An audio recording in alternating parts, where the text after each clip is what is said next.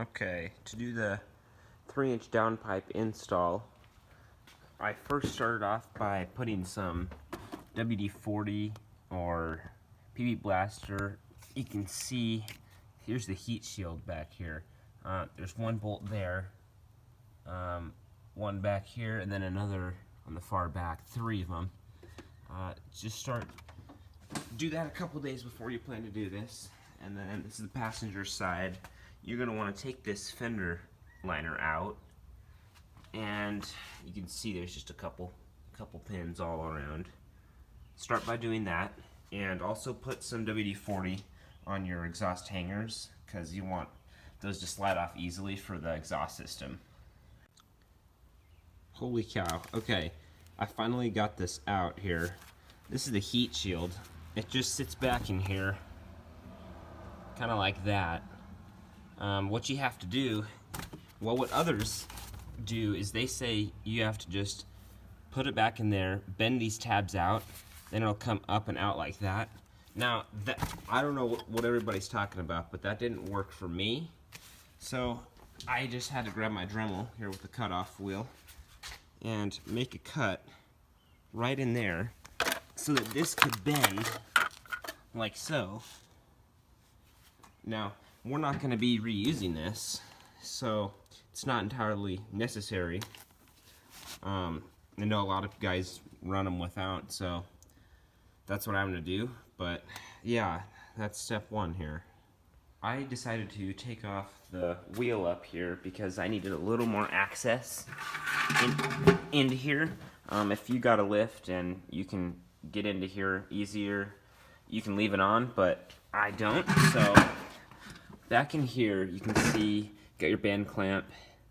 That's your lower one, and then bolt that holds on this current downpipe. And this metal piece here is your heat shield. That has 3 bolts on it. You can see one of them is right here. They're 10 millimeter. This here is a 13 mil, but you're gonna want to start by taking off that heat shield. So that lower one is down here, and then there's 2 up top, and one of them is right here, and then there's another that's like directly underneath that. Once I pull this out, I'll show you exactly where it is. It's a little hard to get my phone in there, but the heat shield will come up through the top, and then you got another band clamp up here, right there. You're gonna loosen that, and then the downpipe will go through the bottom. Actually, I just remembered though, before you want to take that heat shield off, you want to loosen your transmission dipstick, which is right here. So there's a bolt here, and then another one back up here. Yeah, right here. It's a little dark in there, but you want to loosen those. Some folks take them off, but I just decided to loosen them so I don't have to line them up and put them back on again. So that'll make it a little easier for the install. Okay, so this is what that heat shield looks like out. It goes on the truck just like this, and these are your 3 bolts here that you want to take out. This is the one that you can see from the top of the engine bay. This is the one that I was pointing out below. And here's that one in the back. This is definitely the hardest part, right here, getting that off. I accessed it from the top. I went down, and you can't see it, but you can feel it. And you need to get yourself one of these ratcheting wrenches, 10 mil, like I said, and just get back there, feel it, get it on, and loosen it. Once you break them loose, you can get it off by hand pretty quick. Truckmaster has an awesome video of this same install, except he actually shows you that bolt. I couldn't get my camera back there easily, so you'll have to check out his video for that one. But yeah, you can get it out. This slides out the top. It just comes out like this, and then I brought up this part, angled it out, then it came out, just like Truckmaster said. So definitely follow that. Look at that. Got the downpipe out. finally. So all you have to do is loosen those band clamps.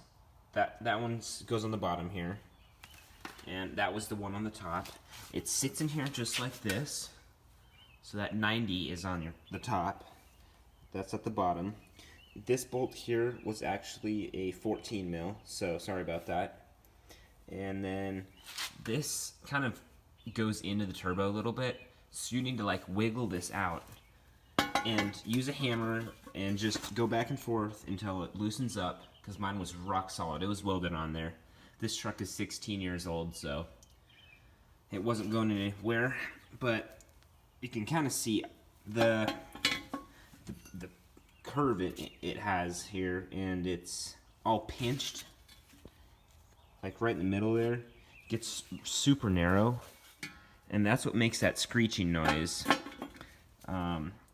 You guys have probably heard before, when you floor a Duramax, it makes this loud screeching sound, which is kind of cool, but this is super restrictive. So I'll show you the new one, new 3-inch MBRP. New downpipe has arrived. So at the left here, we got the original. You can see just how pinched it gets. And then this 3-inch is just a full-on, straight-through design. And up here, there's 90-degree elbow, whereas the MBRP is more curved. So it's a lot more free-flowing. And I didn't know this, but the downpipe came with another band clamp, which is pretty sweet. So this one still, I could still run it, but I might as well use this. Alright, new downpipe is in. I don't know if you can see back here, but there it is.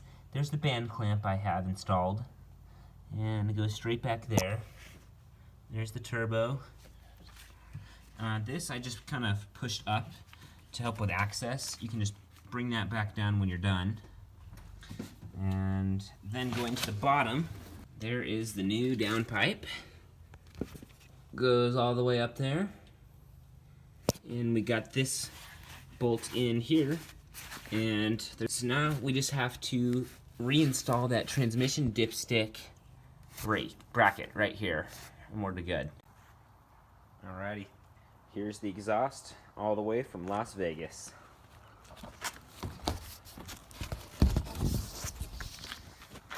Look at the size of this thing. It's ridiculous. Well, time to get the old one out.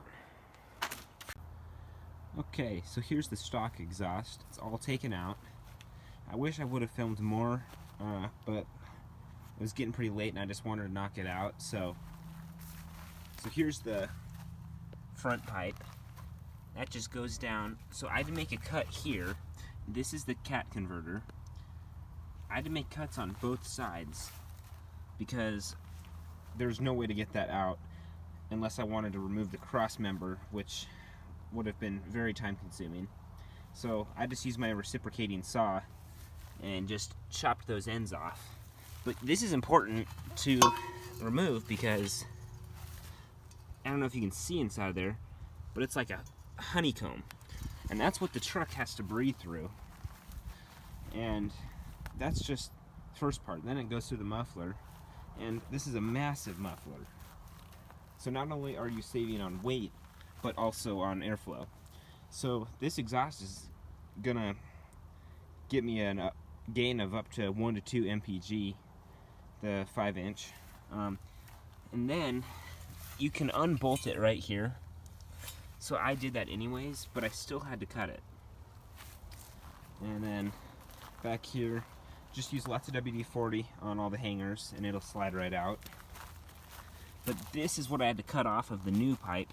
This is from the mid pipe, and this is from the 18-inch extension. I've got a long box extended cab truck, so it's not as long as the crew cab long box, but it's a little longer than the crew cab short box or standard box. So I took about 9.5 off here, and then about 3 inches off from the extension. But I mean, you can just see this is a much more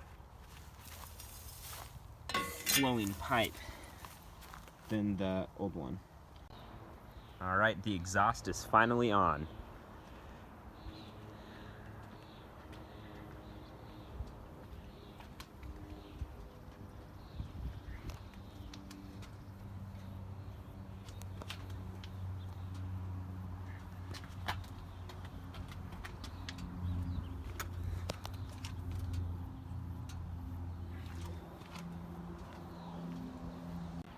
Okay, so all in all, it took me about 12 hours total between getting the downpipe on and this exhaust in, but totally worth it.